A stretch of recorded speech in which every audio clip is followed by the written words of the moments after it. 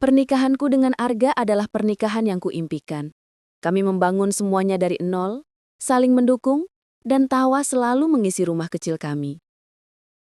Hingga hari itu, Maya, sepupuku, datang. Maya datang dengan koper besar dan mata yang sembab.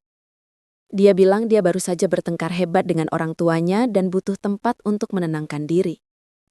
Tentu saja, sebagai satu-satunya kerabat dekatnya di kota ini, aku membukakan pintu lebar-lebar. "Anggap saja rumah sendiri, Mei," kataku tulus sambil memeluknya. Arga, suamiku yang baik hati, juga menyambutnya dengan ramah. "Jangan sungkan, Mei. Kami senang ada teman di rumah," katanya sambil membantu mengangkat koper Maya ke kamar tamu. Minggu pertama berjalan normal. Kami bertiga makan malam bersama, menonton TV, tertawa. Aku senang melihat Maya mulai bisa tersenyum lagi. Tapi kemudian aku mulai merasakan sesuatu yang aneh. Semuanya dimulai dari hal-hal kecil. Cara Maya tertawa pada lelukan Arga sedikit terlalu keras, sedikit terlalu lama. Cara tangannya tidak sengaja menyentuh lengan Arga saat mereka berbicara di meja makan. "Mas Arga Dini lucu banget ya," katanya suatu malam, matanya berbinar menatap suamiku. Aku hanya senyum tipis berusaha membuang pikiran burukku. Dia hanya bersikap ramah, batinku. Dia sudah seperti adikku sendiri. Namun keramahan itu semakin menjadi-jadi. Maya mulai sering memakai pakaian yang lebih terbuka saat di rumah. Celana pendek yang sangat minim dan kaos ketat yang biasanya hanya ia pakai di kamarnya. "Gerah banget, Mbak, di luar," katanya saat aku menatapnya. Tapi anehnya, dia hanya berpakaian seperti itu jika Arga ada di rumah. Suatu sore, aku pulang lebih awal dari kantor dan mendapati Arga sedang memperbaiki wastafel di dapur. Maya berdiri di sampingnya, terlalu dekat. "Mas Arga hebat ya, bisa benerin apa aja," puji Maya dengan suara manja. "Gak kayak mantanku, bisanya cuma morotin." Arga tertawa kancung. "Bisa aja kamu, Mai, ini cuma ngencengin baut." "Tapi beneran, Mas, Mbak Rina beruntung banget dapatin Mas Arga," lanjut Maya, dan saat itulah aku melihat tangannya mengusap keringat di bahu Arga. Bukan sekedar tepukan, itu usapan yang disengaja. Jantungku berdebar. Arga terlihat sedikit kaget dan mundur selangkah, tapi dia tidak mengatakan apa-apa. Rina udah pulang," sapa Arga, terlihat sedikit lega melihatku. Maya tersenyum manis ke arahku. "Iya, Mbak.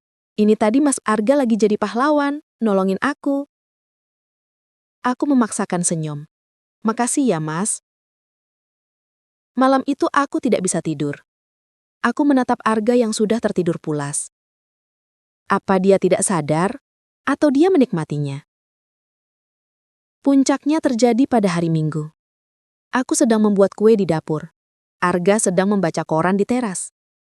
Maya keluar dari kamarnya dengan handuk melilit tubuhnya. "Mbak, sampoku habis, boleh pinjam?" tanyanya padaku. "Ambil aja di kamar mandi dalam, Mai," jawabku tanpa menoleh. "Oh, oke." Aku pikir dia akan langsung ke kamar mandi. Tapi beberapa detik kemudian aku mendengar suaranya lagi, kali ini dari arah teras. "Mas Arga?" Aku mengintip dari jendela dapur. Pemandangan di depan mataku membuat darahku mendidih. Handuk Maya sedikit melorot. Sengaja atau tidak, aku tidak tahu. Dia berdiri di depan Arga yang tampak sangat tidak nyaman dan berusaha fokus pada korannya. "Mas, tadi Mbak Rina bilang samponya di kamar mandi Mas Arga. Boleh aku ambil?" Tanyanya suaranya dibuat-buat agar terdengar rapuh. "Ambil aja, Mei, gak usah izin sama saya," kata Arga. Matanya tidak berani menatap Maya. "Makasih ya, Mas." Maya mendekat, seolah ingin mengatakan sesuatu lagi. "Cukup." Aku meletakkan mangkuk adonan dengan keras dan berjalan ke teras. "Maya?" panggilku. Suaraku dingin dan tegas, bahkan aku sendiri kaget mendengarnya. Maya dan Arga tertoleh kaget. "Kopermu sudah aku siapkan di depan." Mata Maya membelalak.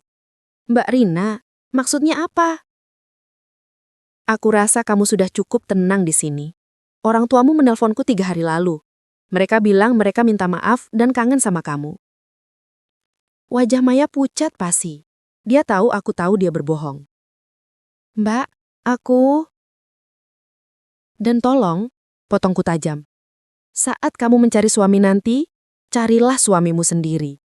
Jangan pernah mencoba menggoda suami orang lain. Apalagi suami sepupumu. Suasana hening seketika. Arga menatapku. Ada rasa bersalah dan lega di matanya. Maya tidak bisa berkata apa-apa. Wajah manisnya berubah menjadi masam. Tanpa sepatah kata pun, dia masuk ke kamar, berganti pakaian, dan menyeret kopernya keluar dari rumahku. Pintu dibantingnya dengan keras. Setelah dia pergi, Arga menghampiriku. Rina, maafkan aku tahu kamu tidak salah, Mas. Tapi aku kecewa kamu diam saja. Kamu membiarkannya. Arga meraih tanganku. Aku salah, sayang. Aku bingung harus bagaimana. Dia sepupumu, aku nggak mau bikin keributan. Aku pikir dia akan berhenti sendiri. Maafkan aku. Aku menghela napas panjang. Rumah ini terlalu sempit untuk 3 orang, Mas. Terutama jika yang satu berniat menjadi duri dalam daging. Arga memelukku erat. Sekarang hanya ada kita berdua, selalu. Sejak hari itu, rumah kami kembali tenang. Tapi aku belajar satu hal. Keluarga bisa menjadi sahabat terdekatmu atau musuh paling berbahaya yang tidur di seberang kamarmu. Semoga Anda suka ceritanya. Apakah Anda ingin saya membuatkan cerita dengan tema lain?